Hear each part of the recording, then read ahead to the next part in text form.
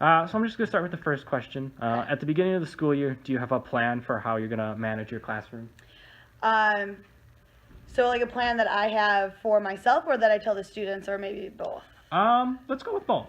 So I guess in my head I kind of have like an idea of what I want, how I want the students to behave, but then I end up telling them that anyway. So I basically just go over like norms in my classroom, like just expected behaviors that they should be doing, like not checking your phone. Like if something's an emergency, whoever has the emergency will call the office and let you know about it. Um, Basically just simple things like be on time, be ready to learn. Like what are other ones? No food or drink unless I do have a couple of exceptions because fifth period, if you don't have lunch for a while, you do start getting a little hungry. So sometimes I'll in my fifth period have a snack, or first period because I have coffee myself. So in first period, so I feel it's a little unfair if I ask them not to have coffee. Of course, if we're working with like computers or anything like that, I just make sure I tell them like, hey, even though these are your devices, like make sure that you're not going to spill anything. And no Right. cans ever in my room because they don't have a top. Drives me nuts. And then just the normal of like, don't speak when other people are speaking, don't speak when I'm speaking. And of course, not everything goes perfectly, but you know, I set that out on like the very first day and just like tell them that like basically on like syllabus day. Right. Right. So when we like go through that, we go over like expectations, and I call them norms because where I used to work, we called them norms, and it's kind of the lingo stuck with me. And so yeah, it's basically just that. And then after a while, they just kind of get like what's appropriate and not. And I teach mostly seniors, so they're pretty good with knowing kind of what's acceptable and not. Right. Yeah. So. Have you ever used students to help you with your classroom management? Not so much here at. Can I say Chicago Christian? Yes. Yeah, okay. Not so much here at Chicago Christian, but at my old school, I definitely did. I used to work at an alternative school where we got students who came out of jail, who were on house arrest, who aged out of high school, who got kicked out of high school, who weren't allowed back. So it was really important to try to find the leader in like our classrooms that people respected and kind of seek them out and try to get on a good relationship with them and so that they would help me with classroom management because those kids were in really tough spots in their life. I mean, the environments that they grew up in are just really tough. So they acted out a ton. And if I can get some students to help me out with that respected me and like had a good relationship with me, then that was really helpful with managing like new students who would come in because we would get new students in 6 weeks into school, 3 weeks into school, and just we always had open enrollment.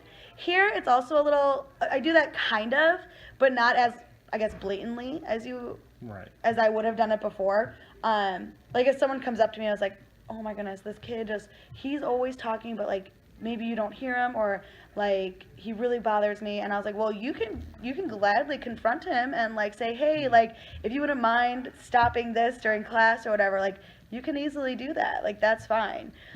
So I guess in that way I kind of use students, but I don't have them be like responsible for keeping the management in my class. It just depended on like you changed from your previous school to here. Yeah. So yeah, like I said, at the old school, like especially, I mean, I was dealing with a completely different population than I was here. Like they were low income, mostly African American. They all lived in the city, and they just had very vastly different backgrounds than I grew up with. So going in as like a white woman, they were like, well, I'm not going to respect you. Why should I? You don't know where I've come from and stuff like that. So when I got on a good relationship with another student, they were really helpful with like, hey, don't talk to Miss Kamp like that, or don't do like respect her and stuff like that. Like they would help me out. And then since the students respected that leader in the class, they would then in turn be like, okay, you're right. And then once I got like better relationships with those students, they ended up respecting me too, but it took a while. So That's good that you were able to eventually get there. Let's move on. Do you have any daily routines in your classroom, such as things like bell ringers? Not that we do every single day. There are, in like my psychology class, we do a journal, and the routine for that is at the beginning of the unit, they do like an exploratory journal where they get a couple of prompts that lead them into the unit, like for sensation and perception for psychology, like what do you think we're going to learn about in this unit? Maybe how do our senses act together? Would you rather be blind or deaf? Something like that. So kind of just a way to ease them into it. And then we'll have one at the very end talking about what they actually did learn. So maybe I would ask them, like, how does transduction work? Or the different parts of the eye, how that changes light into a neural impulse, stuff like that. So with those routines, but that's kind of like a unit long. But daily routines, if you looked at my lesson plan, you would see like kind of like an introductory set, but that kind of changes every day. So I don't necessarily have like something on the bulletin or on the PowerPoint that says like a do now or a bell ringer that we start every day with. But I usually ask them some sort of question, but it's a bit more informal than having that. And then usually there's a portion of class where I like instruct and we do it together. And then they have like some time to either work on it on their own or like with a group. And that's kind of how I structure each class, where it's like, kind of like I do something, we all do something, then they do something either on their own or with a group.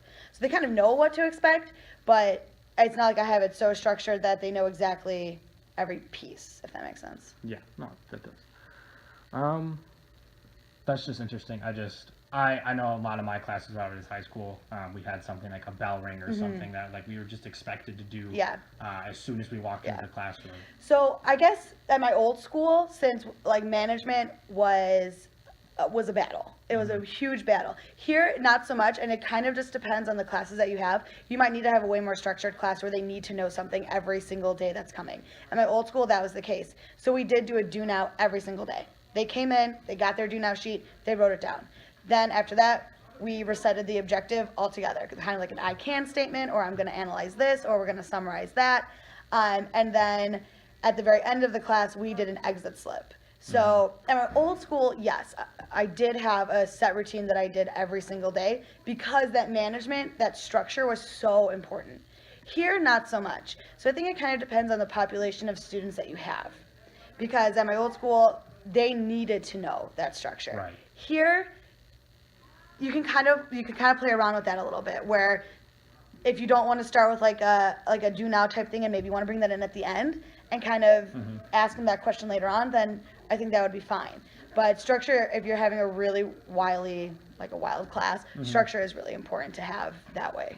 So it's really important that you understand your students and then tailor what you're going to do to your students. Exactly. Totally.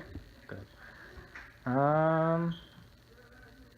I think this will be a good question. How do you combat negative behaviors in your students, or how do you deal with them immediately? Do you wait? Do you just ignore it? Like, how do you deal with a student that's just being, I don't know, disruptive and negative in your classroom? I definitely don't ignore it, because if you ignore it, they're just going to think that that's okay to do.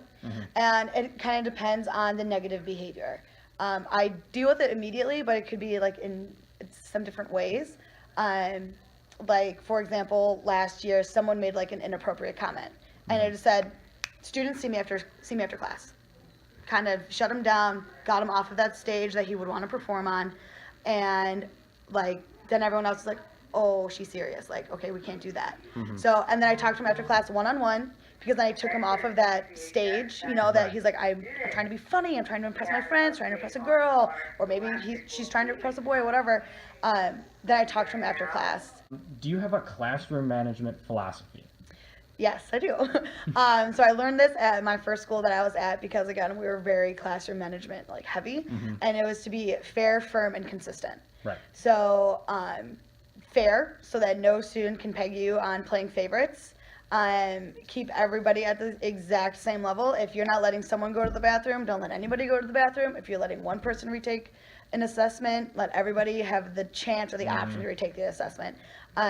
Firm, just making sure that you know, like with that one student, I'm going to talk to you after class, right? Or you need to step out, or you need to go to the dean's office, something like that. Just be firm, mean what you say, and then consistent. If you sometimes let them eat in your room, sometimes let them leave and go to the bathroom. Well, obviously you can let them go to the bathroom, but like let them do a certain thing. Like, they're never going to know if you're going to let them do it or not, so they're always going to ask you. Right. So eventually, if you're like, no, you cannot have pop cans in my room because I don't want them to spill, eventually they're not going to come in with pop cans. You just have to make sure that you stay consistent with that. So fair, firm, and consistent are the 3 things that like I go by, and it seems to help, especially in this school and in my old school. Just with any population that you have, students seem to receive that well. No, that's definitely a really good system. It's a lot what we've been learning about in school, Yeah. especially the fair and consistent part. That's like a huge part for managing your classroom, because if you're not fair or consistent, then all your students are just going to go wide. Exactly, yeah. This will be interesting. What is the worst thing that has ever happened in your classroom, and how did you handle it? So, let's see. Okay, so last year I had somebody plagiarize, which wasn't a really big class-like disruption, but it was like an academic type of thing where I had to pull him aside and ask him, like, is there anything you want to tell me about, like, your assignment? And it was a project. Anything you want to tell me about your project? He goes, no. I go, are you sure? And he goes, no. So then I brought it up to him. I was like, well, you plagiarized. This is how I know. All that stuff. I'll have to email your mom. You failed the assignment. You'll get detention, stuff like that.